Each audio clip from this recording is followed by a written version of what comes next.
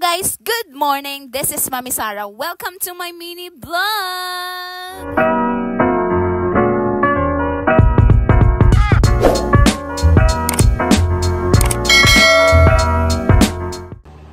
So hello guys, good evening. This is Mami Sarah. Welcome to my mukbang vlog. So meron ako ditong 2 pirasong balot. 2 lang. Kasi last time, ang dami kong nakain na balot. So this time, 2 lang. 2 lang kasi 2 lang yung nabili ko kasi ubus na. So yeah, samahan nyo akong kumain ng balot. Let's go!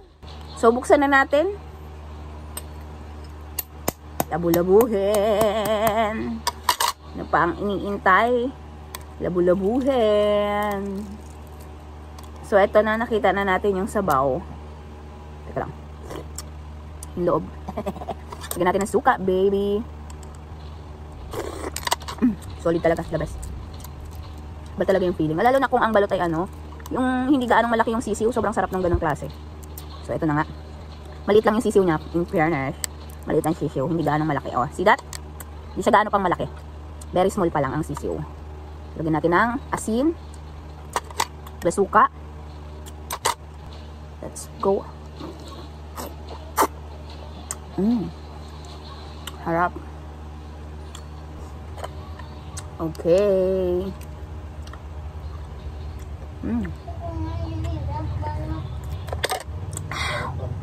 Mas may thrill pa rin palang kainin yung yung medyo malaki-laki ng sisiw kaysa sa maliit lang. Ano? In fairness, ang sarap ng suka ni Ate Kangkang. Bato na to, bato. Bato na to. Matigas na. So, buksan naman natin itong isa. Gusto daw ng anak ko. So, buksan naman natin. So, bali, isa lang ang makakain ko kasi kakainin ni Isra yung isa.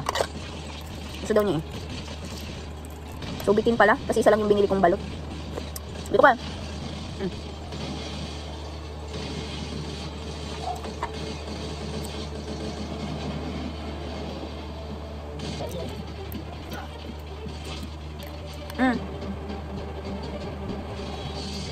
So, isa lang ang makakain ko kasi kinain niya na.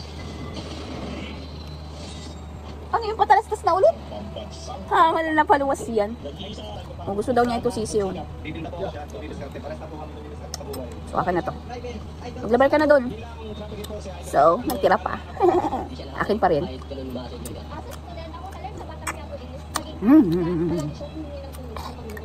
Solid.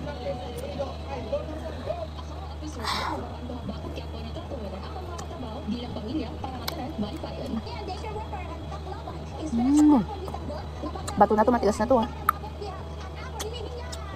Pero ang sarap. Sinabudan yung pagmamahal sa magulang, kagadang loob sa kapwa.